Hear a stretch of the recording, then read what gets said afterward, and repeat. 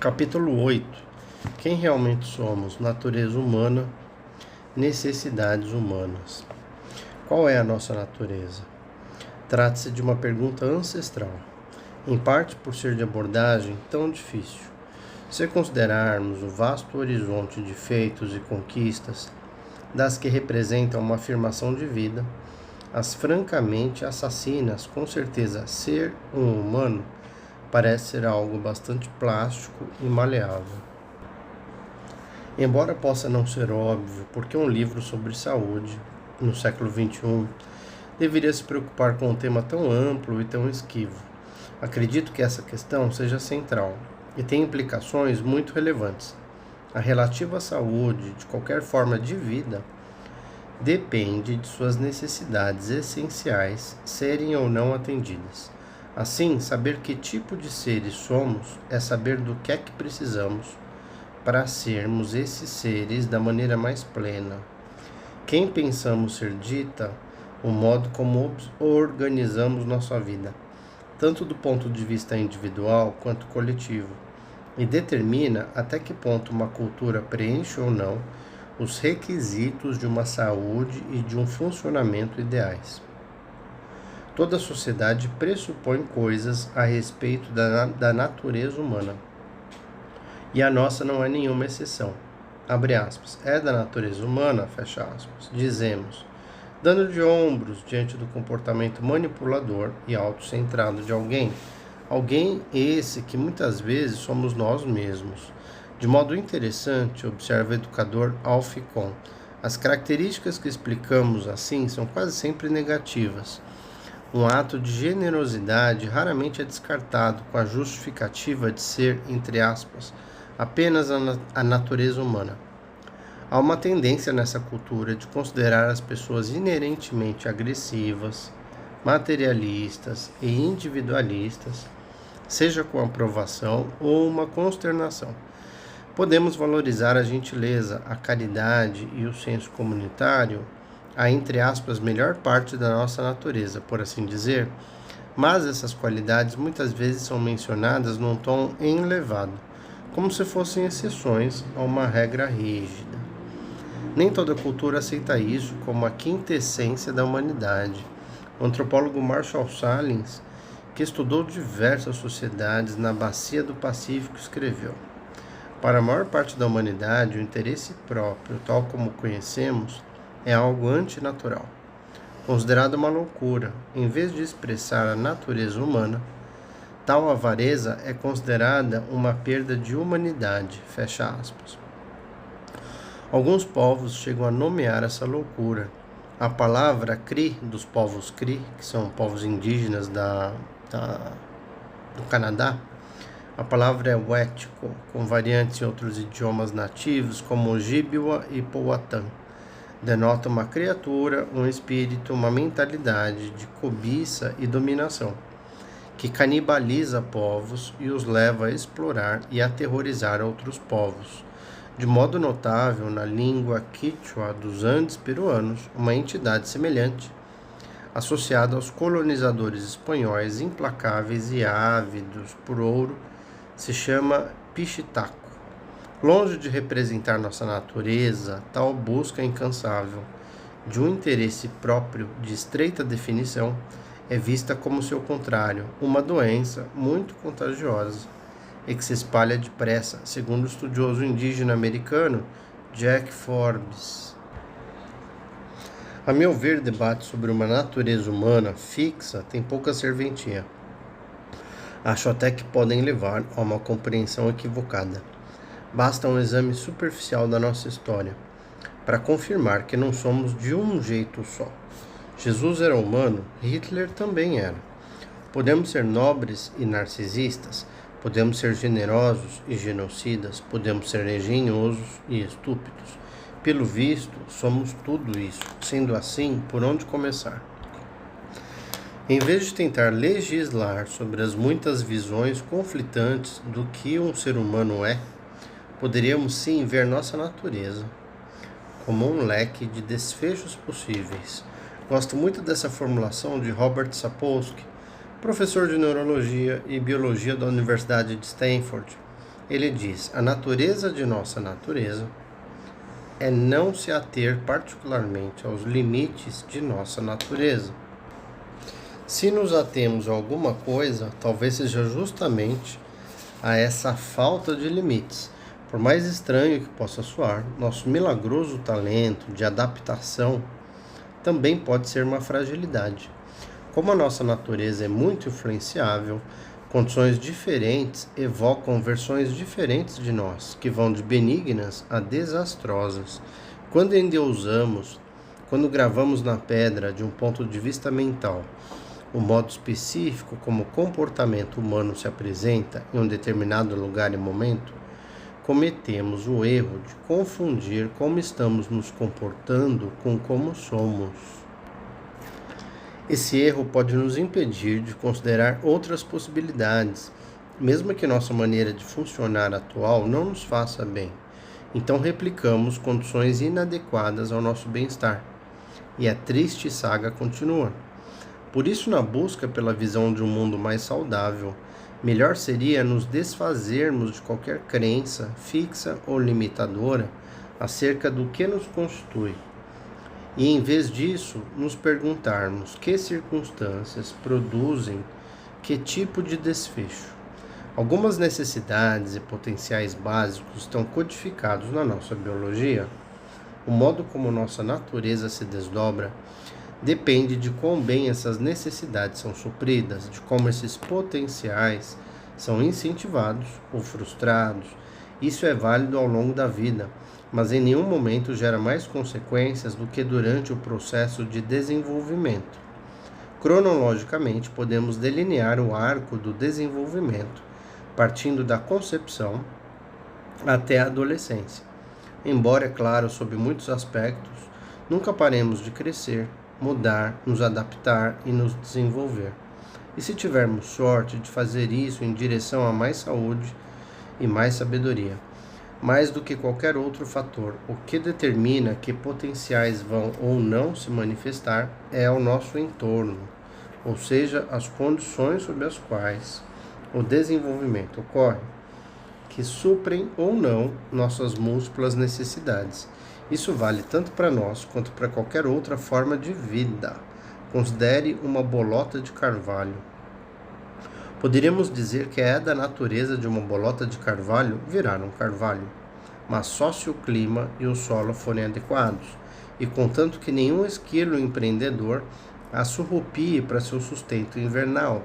Mesmo que a bolota consiga criar raízes e brotar, o tamanho da árvore que vai nascer dessa bolota e o desenvolvimento de galhos saudáveis dependerão dos nutrientes que o solo consegue prover, das condições climáticas, da luz e da irrigação, de seu distanciamento ou proximidade de outras árvores da mesma espécie e assim por diante. Nós também temos necessidades que o entorno precisa suprir se quisermos prosperar. Antes de explorar essa dinâmica, precisamos mais uma vez descartar o mito prevalente de que os traços genéticos explicariam o comportamento humano. Isso não é verdade. Embora tenhamos uma determinada carga biológica, não somos geneticamente programados para sentir, para acreditar ou para agir de nenhuma forma específica.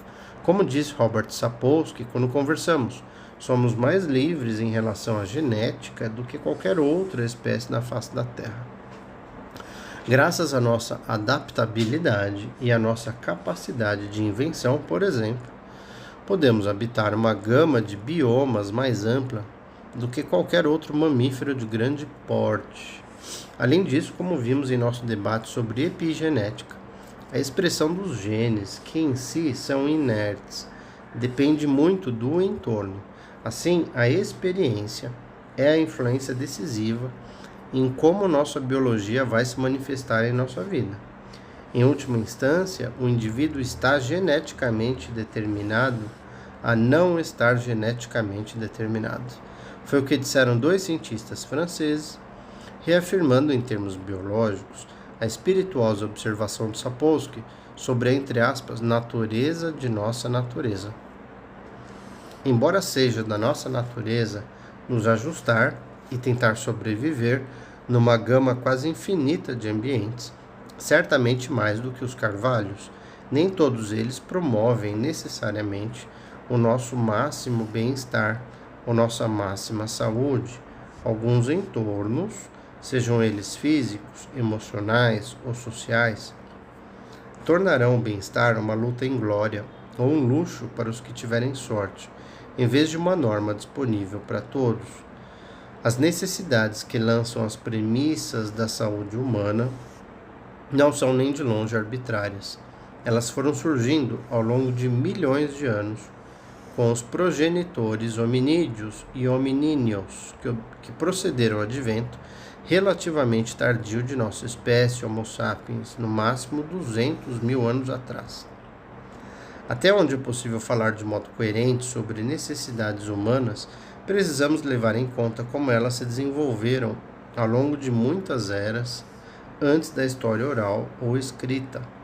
Aquilo que denominamos civilização abarca pouco mais de 5% da nossa existência inteira como espécie. Na totalidade do período de existência do gênero Homo, ela representa menos de 1%. A encruzilhada evolutiva que forjou quem somos e o que necessitamos estava submetida a condições muito distintas das nossas. Assim, embora expresse aspectos do nosso potencial, a civilização não pode em si ser usada como uma baliza válida. Na obra The Continuum Concept in Search of Happiness Lost, o conceito de contínuo em busca da felicidade perdida, Jean Lidloff sugeriu que toda vida se desenvolve como uma expectativa em relação ao seu entorno. Podemos considerar que nossos pulmões têm uma expectativa em relação ao oxigênio, nossas células em relação à água e nutrientes, nossos ouvidos em relação à vibração das ondas sonoras. Essa é a essência da evolução, a programação de longo prazo das criaturas e de todas as partes que as constituem para que cheguem na vida prontas para um determinado tipo de entorno. O mesmo vale para toda forma de vida, desde órgãos até organismos e espécies.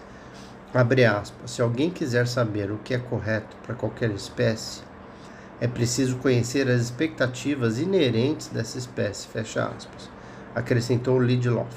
Uma expectativa inerente é uma necessidade intrínseca, algo que, se negado, interferirá em nosso equilíbrio físico e psicológico, levando a desfechos de saúde piores do ponto de vista físico, mental e social.